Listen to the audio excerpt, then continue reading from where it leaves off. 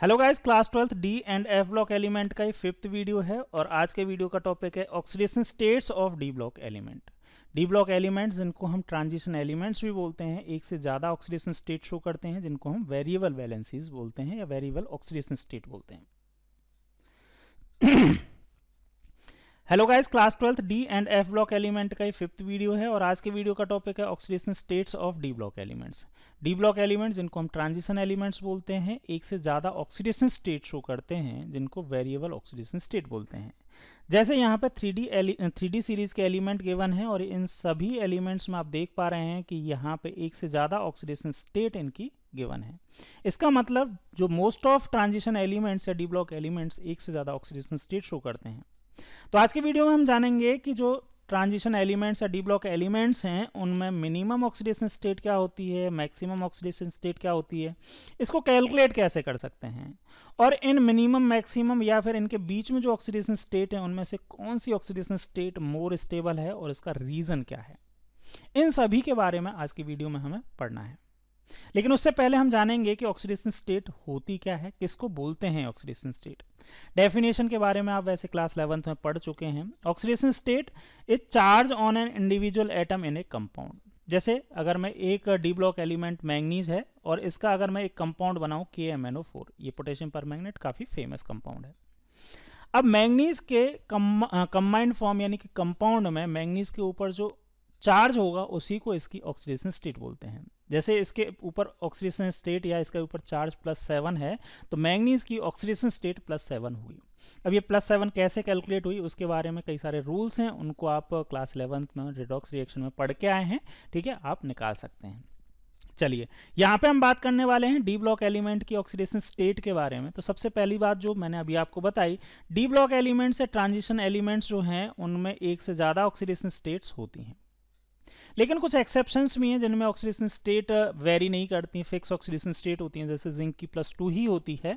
ऐसे कुछ एलिमेंट्स भी हैं जिनमें फिक्स ऑक्सीडेशन स्टेट होती है, लेकिन मोस्ट ऑफ ट्रांजिशन एलिमेंट्स या डी ब्लॉक एलिमेंट्स में वेरिएबल ऑक्सीडेशन स्टेट मिलती है। और इस वेरिएबल ऑक्सीडेशन स्टेट मिलने के पीछे रीजन जो है वो electronic configuration of their atom है। मतलब क्या हुआ कि डी ब्लॉक एलिमेंट्स जो हैं वो एक या एक से ज़्यादा इलेक्ट्रॉन लूज करके एक स्टेबल इलेक्ट्रॉनिक कॉन्फ़िगरेशन गेन करना चाहते हैं, तो जितने इलेक्ट्रॉन लूज करेंगे उतने ही उसके ऊपर प्लस चार्ज आ जाता है और वहाँ जब तक लूज करते हैं जब तक उनके ऊपर एक स्टेबल इलेक्ट्रॉनिक कॉन्फ़िगरेशन गेन नहीं हो जाए। लूज एक एक करके भी कर सकते हैं। इसका मतलब क्या है कि अनस्टेबल ऑक्सीडेशन स्टेट भी होती हैं, लेकिन एक या दो ऑक्सीडेशन स्टेट ऐसी होती हैं जिनमें मोस्ट ऑफ कंपाउंड उस एलिमेंट के मिलते हैं, उन्हीं को हम बोलते हैं स्टेबल ऑक्सीडेशन स्टेट। अब ये variable oxidation state D block element show क्यों करते हैं, इसके पीछे रीजन क्या है? इसके पीछे रीजन है कि जो डी ब्लॉक एलिमेंट्स हैं उनका अगर इलेक्ट्रॉनिक कॉन्फ़िगरेशन आप देखें तो वहाँ पे जो इलेक्ट्रॉनिक कॉन्फ़िगरेशन होता है वो होता है NS और N-1D। इसका मतलब क्या हुआ, जैसे अगर मैं 3D सीरीज़ की बात करूँ, यहाँ पे मैंने 3D सीरीज़ के एलिमेंट्स लिखे हुए हैं। अब 3D सीरीज़ में जो इलेक्ट्रॉन फिल होंगे वो आउटर मोस्ट सेल तो यहाँ पे 4s होगा, लेकिन कुछ एलिमेंट जो इलेक्ट्रॉन्स हैं वो 3D सेल में फिल होते हैं। तो अगर केमिकल बॉन्डिंग के नॉर्मल रूल्स की बात करें तो आउटर मोस्ट सेल जो होता है उसको ही वैलेंस शेल बोलते हैं और उसमें जो प्रेजेंट इलेक्ट्रॉन्स होते हैं वो ही बॉन्डिंग में पार्टिसिपेट करते हैं। लेकिन यहाँ पे NS और N-1D जो है इन दोनों की एनर्जीज अप्रोक्सीमेटली इक्वल होती हैं। इसीलिए जब कोई एलिमेंट कंपाउंड फॉर्म करता है तो NS के इलेक्ट्रॉन्स के साथ साथ में N-1D मतलब इनर सेल जो है, पेनल्टीमेट सेल जो है, उसमें प्रेजेंट इलेक्ट्रॉन्स भी बॉन्डिंग में पार्टिसिपेट करते हैं। इसीलिए यहां दोनों ही तरह के मतलब एक से ज्यादा क्या बन सकती हैं ऑक्सीडेशन स्टेट एक एलिमेंट की मिलती हैं।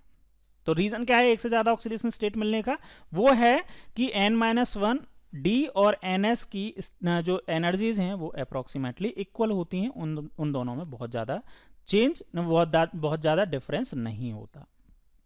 ठीक है, अब हम बात करते हैं कि इनकी मिनिमम और मैक्सिमम ऑक्सीडेशन स्टेट हम किस तरह से कैलकुलेट कर सकते हैं। तो देखो भाई, किसी भी डी ब्लॉक एलिमेंट की मिनिमम ऑक्सीडेशन स्टेट कैलकुलेट करने के लिए आपको क्या देखना है, नंबर ऑफ इलेक्ट्रॉन्स। मतलब वैलेंस शेल में जो इलेक्ट्रॉन्स हैं उतने ही नंबर में हम क्या बोल देंगे, उसकी मिनिमम ऑक्सीडेशन स्टेट होगी। लेकिन यहाँ पे कुछ इन जनरल बोल रहे हैं, इसका मतलब क्या है कि कुछ एलिमेंट ऐसा नहीं भी कर रहे होंगे। देखो एक एग्जांपल से समझो, यहाँ पे 3D सीरीज के एलिमेंट गिवन है, जैसे टाइटेनियम की बात करता हूँ। टाइटेनियम का इलेक्ट्रॉनिक कॉन्फ़िगरेशन अगर आप देखेंगे तो टाइटेनियम के इलेक्ट्रॉनिक कॉन्फ़िगरेशन में 4s2 है, मतलब यहाँ पे s में 2 इलेक्ट्रॉन्स हैं, तो इसकी मिनिमम ऑक्सीडेशन स्टेट कितनी होगी, +2 होगी। आगे वाले को भी देख लो, यहाँ पे भी 2 हैं तो +2 होगी। ठीक है, कॉपर में अगर आप देखोगे तो कॉपर में यहाँ पे 4s1 है, तो इसकी मिनिमम ऑक्सीडेशन स्टेट +1 होगी। मैक्सिमम ऑक्सीडेशन स्टेट क्या होगी, मैक्सिमम ऑक्सीडेशन स्टेट निकालने के लिए आपको क्या होगा, number of s electrons plus number of unpaired d electrons. यहाँ याद ध्यान रखना अनपेयर्ड है, अनपेयर्ड का मतलब क्या है, d में जितने इलेक्ट्रॉन्स हैं उनमें से अनपेयर्ड कितने हैं, उसके लिए आपको ये ध्यान रखना होगा कि d ब्लॉक जो d सबशेल जो होता है उसमें 5 ऑर्बिटल्स होते हैं, 1 2 3 4 एंड 5। अब इसमें पेयरिंग कब होगी, पेयरिंग होगी 5 इलेक्ट्रॉन्स के बाद में। तो 5 इलेक्ट्रॉन्स के बाद में जब हम देखेंगे तो उसके पेयरिंग वाला इफेक्ट देखेंगे। 5 तक आप डायरेक्ट ही यही कर सकते हो, number of s electrons plus number of d electrons. जैसे फॉर एग्जांपल अगर मैं स्कैंडियम से स्टार्ट करता हूं, स्कैंडियम में कितने हैं, 3d1 एंड 4s2, तो s में 2 इलेक्ट्रॉन्स और d में 1 इलेक्ट्रॉन है, तो एक है इलेक्ट्रॉन है तो वो तो अनपेयर्ड ही होगा, तो मैक्सिमम ऑक्सीडेशन स्टेट स्कैंडियम की होगी +3। टाइटेनियम की मैक्सिमम कितनी होगी, 3d2 4s2 है, तो यहाँ पे 3d2 मैंने बना दिया और s के दोनों इलेक्ट्रॉन्स को काउंट करना है, तो +4 इसकी ऑक्सीडेशन स्टेट मैक्सिमम होगी। वेनेडियम के अगर बात करें तो वेनेडियम में 3 इलेक्ट्रॉन्स हैं, डी में तो मैंने 3 बनाए, तो तीनों ही अनपेयर्ड हैं और s के 2 इलेक्ट्रॉन मतलब +5 इसकी मैक्सिमम ऑक्सीडेशन स्टेट होगा। क्रोमियम के बारे में बात करें तो क्रोमियम में ये 3d5 है, 3d5 मैंने बनाया, और 4s1 टोटल 6 इलेक्ट्रॉन्स हैं, तो क्रोमियम +6 ऑक्सीडेशन स्टेट में मिल सकता है, मैक्सिमम ऑक्सीडेशन स्टेट +6 है। मैंगनीज की अगर हम बात करें तो अगेन मैंगनीज में भी टोटल इलेक्ट्रॉन्स जो हैं वो कितने हैं, यहाँ पे 2 इलेक्ट्रॉन्स s में हैं और 5 इलेक्ट्रॉन अनपेयर्ड जो हैं वो d में हैं, तो 2 + 5 + 7 ऑक्सीडेशन स्टेट हो जाएगी। अब यहाँ से आगे देखना, जैसे ही मैं आयरन की तरफ गया तो यहाँ पे 3d6 है, और 3d6 का मतलब यहाँ पे एक पेयर जो है वो बन गया है, मतलब एक अनपेयर्ड इलेक्ट्रॉन कम हो गया। इलेक्ट्रॉन तो बड़ा d में, लेकिन ये पेयरिंग की वजह से यहाँ पे क्या हो जाएगा, ऑक्सीडेशन स्टेट, इसकी मैक्सिमम ऑक्सीडेशन स्टेट कितनी होगी, यहाँ पे 4 इलेक्ट्रॉन्स अनपेयर्ड हैं और 2 इलेक्ट्रॉन्स ये s के हैं, तो +6 मैक्सिमम ऑक्सीडेशन स्टेट होगी। अब ये देखो आयरन की +6 मैक्सिमम ऑक्सीडेशन स्टेट है, stable electronic stable oxidation state नहीं है, मैक्सिमम स्टेबल हो भी सकती है और नहीं भी हो सकती है, तो maximum oxidation state iron +6 show करेगा। इसी तरह से अगर कोबाल्ट की बात करें तो कोबाल्ट में यहाँ पे 3 इलेक्ट्रॉन्स ही रह जाएंगे अनपेयर्ड, और 2 इलेक्ट्रॉन्स जो हैं वो किस में होंगे, s में होंगे, तो 3 + 2 + 5 यहाँ पे ऑक्सीडेशन स्टेट मैक्सिमम होगी। ठीक है, निकल की बात करें तो निकल का 3d8 है, 3d8 का मतलब यहाँ पे 1 इलेक्ट्रॉन और इंक्रीज हो गया, और यहाँ पे अनपेयर्ड इलेक्ट्रॉन d में 2 ही रहे और 2 s में चले गए, मतलब +4 इसकी ऑक्सीडेशन स्टेट हो गई। कॉपर की मैक्सिमम ऑक्सीडेशन स्टेट कितनी होगी, देखो d में तो कंप्लीटली फेल हो गया भाई, d में तो कंप्लीटली फेल हो गया, तो मैक्सिमम ऑक्सीडेशन स्टेट जो है उसकी कॉपर की +1 ही होगी, लेकिन कॉपर +2 ऑक्सीडेशन स्टेट भी शो करता है, उसका रीजन क्या है वो भी हम बात करेंगे। ठीक है, जिंक के लिए तो ऑक्सीडेशन स्टेट +2 ही होती है, क्योंकि इसके s जो 3d10 है और 4s2 है। तो हमने अभी बात कर ली कि जनरल, यहाँ पे हमने जनरल बात की है, अब अलग अलग के लिए बहुत सारे और भी फैक्टर हैं, इसीलिए ये चैप्टर काफ़ी इंपॉर्टेंट भी हो जाता है। अब कौन कौन से फैक्टर हैं जिनकी वजह से ये oxidation state stable oxidation state की बात करते हैं। देखो अभी जो मैंने बताया उसके बारे में अभी आप यहाँ देख भी लो, मैक्सिमम ऑक्सीडेशन स्टेट +3 इसकी है। ठीक है, यहाँ पे अगर हम बात करें टाइटेनियम की, तो टाइटेनियम +2 से +4 के बीच में वेरी करेगा, +2 +3 +4, क्योंकि इसमें 4 इलेक्ट्रॉन्स हैं, अगर दोनों इलेक्ट्रॉन ये चले गए तो +2 शो करेगा, एक इलेक्ट्रॉन फिर गया तो +3, और चारों के चारों गए तो +4 चला गया। वेनेडियम की मिनिमम +2 और मैक्सिमम +5 है, और इसके बीच वाली ऑक्सीडेशन स्टेट भी इसमें वेनेडियम में मिलती है, +3 और +4।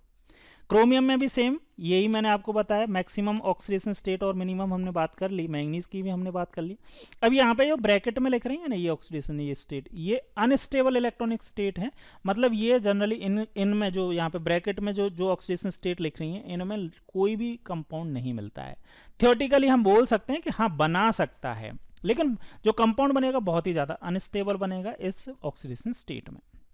कोबाल्ट के लिए भी हमने बात कर ली, इनकी ऑक्सीडेशन स्टेट किस तरह से मिनिमम और मैक्सिमम होती हैं, ये सभी हमने बात कर ली थी। ठीक है, नेक्स्ट हम बात करते हैं relative stabilities of oxidation state. Relative stabilities का मतलब जैसे स्कैंडियम +2 और स्कैंडियम +3 में अगर हम बात करें तो स्टेबल जो ऑक्सीडेशन स्टेट होगी वो +3 होगी। इसका पीछे रीजन क्या है? Electronic configuration. देखो स्कैंडियम का अगर इलेक्ट्रॉनिक कॉन्फ़िगरेशन आप देखें तो यहाँ पे 3d1 और 4s2। अब अगर ये पूरा का पूरा तीनों के तीनों इलेक्ट्रॉन चले जाएं, तो तीनों के तीनों इलेक्ट्रॉन जाएंगे तो क्या हुआ? देखो +2 कब आएगी? स्कैंडियम +2 कब बनेगा? जब इसके 4s के इलेक्ट्रॉन चले जाएं। मैं यहाँ पे हटा दूँ, यहाँ पे अगर ये 4s के दोनों इलेक्ट्रॉन गए तो इसका +2 के फॉर्म में यहाँ पे लिखा हुआ है +2 में 3d1 इलेक्ट्रॉनिक कॉन्फ़िगरेशन हो गया। एक इलेक्ट्रॉन है वो भी अनपेयर्ड है तो अनस्टेबल रहेगा, है ना। स्कैंडियम +2 जो होगा वो लेकिन एक और इलेक्ट्रॉन गया तो stable electronic configuration, noble gas electronic configuration gain हो जाएगा स्कैंडियम का। इसीलिए यहाँ पे क्या बन गया? स्कैंडियम +2 से ज़्यादा स्टेबल होता है स्कैंडियम +3। सेम टाइटेनियम +3 और टाइटेनियम +4 में अगर कंपेयर करें तो देखो टाइटेनियम +3 में क्या होगा? टाइटेनियम +3 में 3d1 इलेक्ट्रॉनिक कॉन्फ़िगरेशन होगा, और टाइटेनियम अगर +4 बन जाए, मैं M+4 यहाँ पे लिख दूं, तो यहाँ पे क्या होगा? टाइटेनियम का अगेन स्टेबल इलेक्ट्रॉनिक कॉन्फ़िगरेशन यानी कि नोबल इलेक्ट्रॉनिक कॉन्फ़िगरेशन बन जाएगा, noble gas electronic configuration.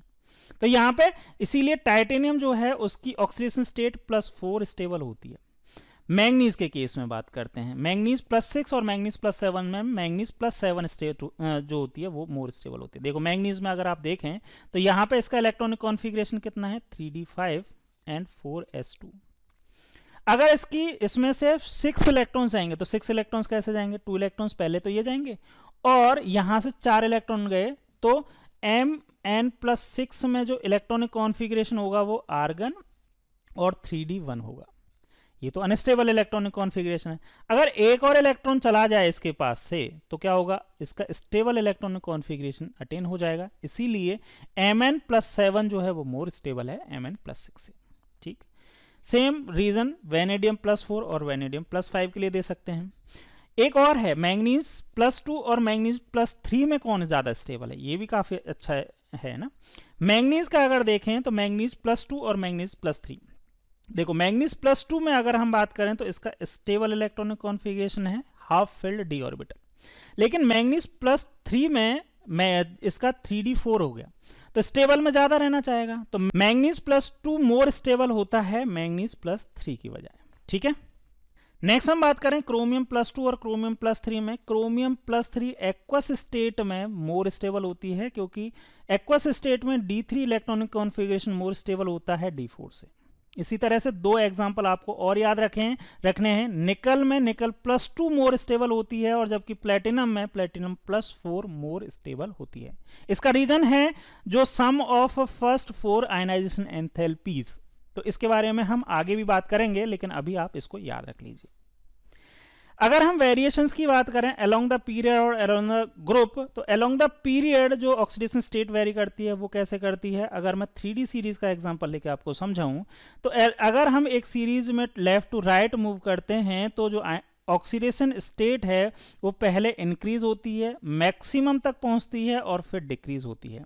Middle में मैंगनीज में यहाँ पे मैक्सिमम होती है +7 ऑक्सीडेशन स्टेट, स्टार्ट होती है यहाँ पे +3 ऑक्सीडेशन स्टेट से और मैक्सिमम +7 तक पहुंचती है, फिर उसके बाद डिक्रीज होना स्टार्ट होती है और मिनिमम +2 तक जाके डिक्रीज हो जाती है। तो इस तरह का वेरिएशन होता है किसमें? ऑक्सीडेशन स्टेट में अलोंग द सीरीज और अलोंग द पीरियड। बात करें अगर अलोंग द ग्रुप में अगर हम बात करें जैसे 3D सीरीज, 4D सीरीज और 5D सीरीज की बात करें, मतलब एक ही ग्रुप में अगर हम टॉप टू बॉटम मूव करते हैं तो हायर ऑक्सीडेशन स्टेट्स जो होते हैं वो ज़्यादा स्टेबल होते हैं। जैसे क्रोमियम, इसकी अगर मैं बात करूं, क्रोमियम के नीचे होता है मॉलिब्डेनम और मॉलिब्डेनम के नीचे होता है टंगस्टन। तो क्रोमियम जो है उसमें lower oxidation state more stable है, जबकि जैसे जैसे टॉप में जाएंगे तो यहाँ पे +6 ऑक्सीडेशन स्टेट मोर स्टेबल होंगी। ठीक है, इसी तरह से आप मैंगनीज, टेक्नीशियम और रुथेनियम की भी बात कर सकते हैं। इनमें भी मोर स्टेबल ऑक्सीडेशन स्टेट जो होगी वो टॉप नीचे की साइड में होगी, यानी कि 4d और 5d में more stable electronic configuration higher oxidation state होंगी। तो ये हमने बात की वेरिएशन के बारे में। तो डी ब्लॉक एलिमेंट्स के जो की पॉइंट्स हैं वो आपको समझ में आ गए होंगे। अब हम एनसीईआरटी को पढ़ते हैं, समझते हैं इन सभी पॉइंट्स को कनेक्ट करते हुए।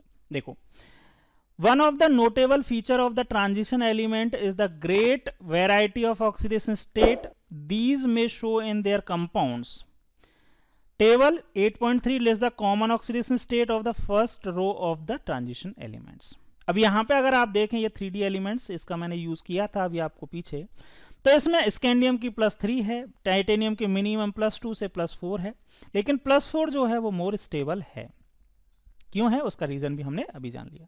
वेनेडियम +4 से +2 से +5 तक वेरी करती है और स्टेबल इलेक्ट्रॉनिक कॉन्फ़िगरेशन की वजह से यहाँ पे +5 ऑक्सीडेशन स्टेट जो है वो मोर स्टेबल है। क्रोमियम भी +2 से +6 के बीच में वेरी करता है, लेकिन स्टेबल जो ऑक्सीडेशन स्टेट हैं क्रोमियम की वो +6 और +3 हैं। +3 में मोर स्टेबल है, मोर स्टेबल कंपाउंड्स फॉर्म होते हैं, इसीलिए जो स्टेबल ऑक्सीडेशन स्टेट है क्रोमियम की वो +3 है। मैंगनीज भी +2 से +7 के बीच में वेरी करते हैं और इसकी स्टेबल ऑक्सीडेशन स्टेट +2 और +7 है। आयरन की ड्रास्टिकली चेंज होते हैं इनकी ऑक्सीडेशन स्टेट, होने को +2 से +7 तक वेरी करते हैं, लेकिन मोर स्टेबल ऑक्सीडेशन स्टेट +2 और +3 है, और इनमें भी ज़्यादा कंपाउंड जो होंगे स्टेबल कंपाउंड्स बनते हैं +3 ऑक्सीडेशन स्टेट में। कोबाल्ट की स्टेबल ऑक्सीडेशन स्टेट +2 और +3 है, निकल की +2 है, और कॉपर की +1 है oxidation state stable in gaseous form, और एक्वस स्टेट में इसकी ऑक्सीडेशन स्टेट +2 स्टेबल होती है। और जिंक जो है सिर्फ एक ऐसा एलिमेंट है जिसमें सिर्फ एक ही ऑक्सीडेशन स्टेट शो करता है, +2 ऑक्सीडेशन स्टेट में ही शो करता है। इसका रीजन है क्योंकि जैसे ही 2 इलेक्ट्रॉन निकलते हैं तो इसका इलेक्ट्रॉनिक कॉन्फ़िगरेशन क्या समझ होता है, स्टेबल इलेक्ट्रॉनिक कॉन्फ़िगरेशन हो जाता है। 3d10 इसका इलेक्ट्रॉनिक कॉन्फ़िगरेशन होता है, और डी में से इलेक्ट्रॉन निकालना बहुत मुश्किल होता है। फिर ये तो हमने बात कर ली थी। अब हम नेक्स्ट आगे बात करते हैं। The element which give the greatest number of oxidation state occur in the near the middle of the series. ये हमने बात कर ली थी किस तरह से वेरी होता है। पहले इंक्रीज होती है, मैक्सिमम तक पहुंचती है, और फिर डिक्रीज होती है। जैसे मैंगनीज में 3D सीरीज में मैक्सिमम पहुंची थी। Manganese for example exhibit all the oxidation state from +2 to +7।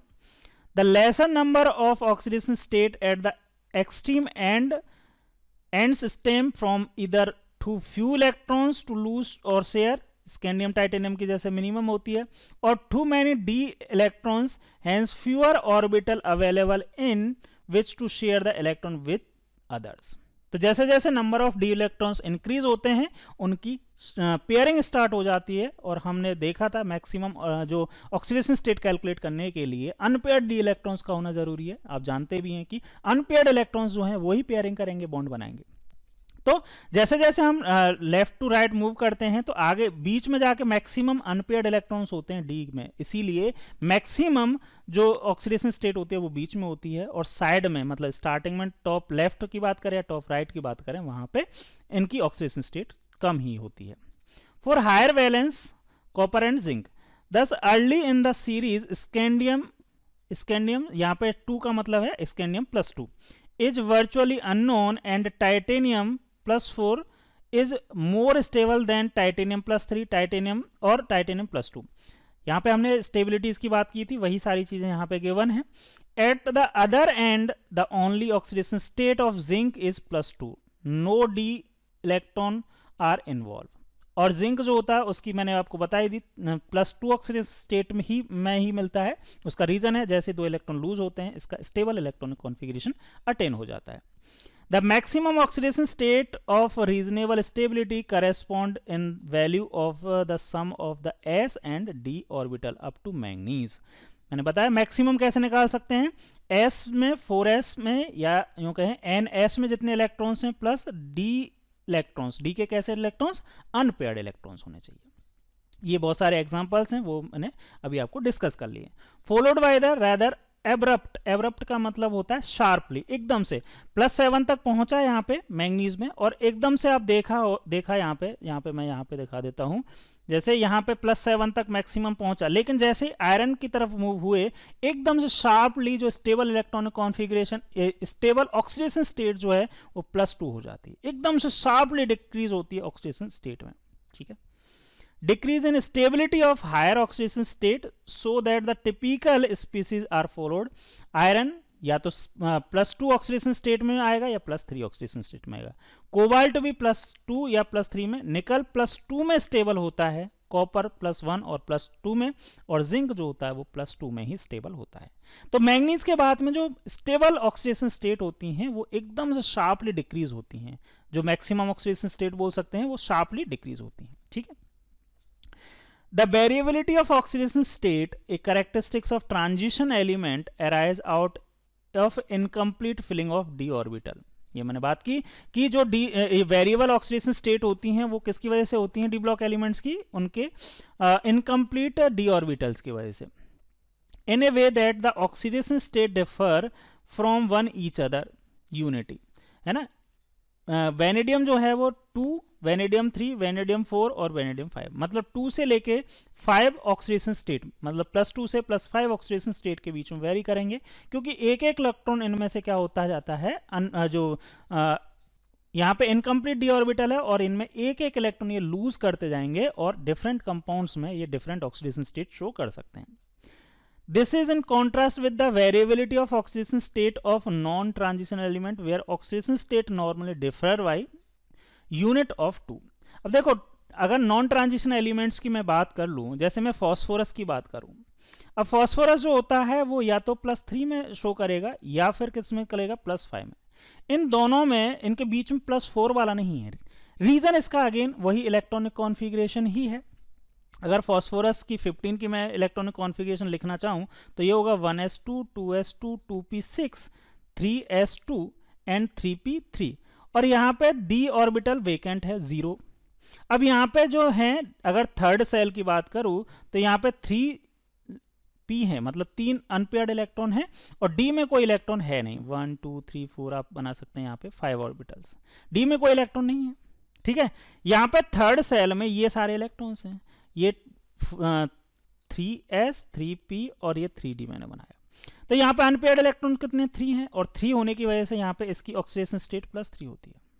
लेकिन जैसे ही ये एक्साइटेड स्टेट में जाता है तो यहाँ से एक इलेक्ट्रॉन जो है वो जंप करके 3d में चला जाएगा, और जैसे ये इलेक्ट्रॉन जंप करके 3d में गया यहाँ पे, तो अनपेयर्ड इलेक्ट्रॉन्स का नंबर ये सारा का सारा कम हो जाएगा। मतलब एक साथ एक इलेक्ट्रॉन, जैसे ही एक पेयर खत्म होता है तो 2 इलेक्ट्रॉन अनपेयर्ड हो जाते हैं। तो यहाँ पे 1 और 3 ये और एक यहाँ पे, तो टोटल 5 हो जाते हैं, तो ऑक्सीडेशन स्टेट +5 हो जाती है। तो नॉन ट्रांजिशन एलिमेंट्स में एक एक का अंतर नहीं होता। नॉन ट्रांजिशन एलिमेंट्स में क्या होगा, जो या तो अनपेयर्ड इलेक्ट्रॉन्स होंगे वो बॉन्ड बनाने में पार्टिसिपेट करेंगे, और अगर अनपेयर्ड इलेक्ट्रॉन्स के अलावा पेयरिंग वाले इलेक्ट्रॉन्स हैं, अगर कहीं ऐसी कंडीशंस बनती है जहाँ पे वेकेंट ऑर्बिटल प्रेजेंट होता है जिसकी वजह से पेयर्ड इलेक्ट्रॉन अनपेयर्ड होता है, तो +2 से या फिर 2 यूनिट से क्या होगा, उसकी ऑक्सीडेशन स्टेट चेंज होगी। क्लियर है। आगे, an interesting feature in the variability of oxidation state of the d block element is noticed among the groups group 4 to group 10th. Although in p block the lower oxidation state are favored by the heavier element due to inert pair effect। देखो यहाँ पे अगर मैं बात करूँ, अभी मैंने जो अभी आपको पीछे बताया था ना, ये वाला है ना, क्रोमियम जो है वो मोर स्टेबल है, मतलब लेस ऑक्सीडेशन स्टेट में स्टेबल है। जैसे जैसे टॉप टू बॉटम जाते हैं तो हायर ऑक्सीडेशन स्टेट स्टेबल होती है। जबकि यहाँ हमने देखा है कि जो पी ब्लॉक एलिमेंट्स हैं या नॉन ट्रांजिशनल एलिमेंट्स हैं, उनमें क्या होता है, टॉप टू बॉटम जब जाते हैं तो इनर्ट पेयर इफेक्ट लगता है। जैसे टेल्यूरियम की बात करें, 13 ग्रुप की ऑक्सीडेशन स्टेट होती है +3 जनरली, लेकिन टेल्यूरियम जो है उसमें +3 की जगह +1 स्टेबल है, क्योंकि यहाँ पे 2 इलेक्ट्रॉन जो होते हैं वो इनर्ट पेयर इफेक्ट की वजह से इनएक्टिव हो जाते हैं और बॉन्ड बनाने में पार्टिसिपेट नहीं करते। इसीलिए इसमें टॉप टू बॉटम जाने पे, नॉन ट्रांजिशन एलिमेंट्स की बात कर रहे हैं, तो यहाँ पे lower oxidation state more stable है।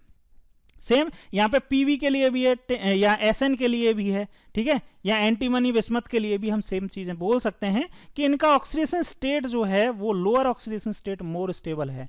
और उसका रीजन क्या है? Inert pair effect. Inert pair effect क्या होता है इसके बारे में मैंने आपको पी ब्लॉक एलिमेंट्स में बताया है ना। इसके लिए मैं एक स्पेसिफिक वीडियो भी बना दूंगा, हो सकेगा तो मैं उसकी लिंक डिस्क्रिप्शन में डाल दूंगा या फिर आपको आई बटन पे भी दे दूंगा, वहां से जाके इनर्ट पेयर इफेक्ट के बारे में आप डिटेल में जान सकते हैं, ठीक है। तो आप बस इतना सा ध्यान रखो, पी ब्लॉक एलिमेंट्स या फिर नॉन ट्रांजिशनल एलिमेंट्स जो हैं उनमें टॉप टू बॉटम अगर हम मूव करते हैं तो lower oxidation state more stable होती है, लोअर ऑक्सीडेशन स्टेट, ठीक है, ऑक्सीडेशन स्टेट। जबकि डी ब्लॉक एलिमेंट्स या ट्रांजिशन एलिमेंट्स में अगर हम जाएं तो टॉप टू बॉटम अगर हम मूव कर रहे हैं तो मैं इसका भी आपको ये दिखा देता हूं। जैसे ये मैंने बात की ट्रांजिशन एलिमेंट्स की, तो ट्रांजिशन एलिमेंट्स में क्रोमियम, मोलिब्डेनम, टंगस्टन, इनकी अगर मैं बात करूं तो टॉप टू बॉटम अगर हम मूव करेंगे तो टंगस्टन की +6 और मोलिब्डेनम की +6 ऑक्सीडेशन स्टेट मोर स्टेबल है, जबकि इसकी +3 ऑक्सीडेशन स्टेट मोर स्टेबल है। और उसका रीजन क्या है? इसका रीजन जो है क्या है? Opposite is truth d block element. For example in group 6 molybdenum +6 और tungsten +6 are found to be more stable than chromium +6, ठीक है। Thus chromium +6 in the form of dichromate in acidic medium is strong oxidizing agent। Chromium जो होता है इस chromate dichromate के form में क्या होता है?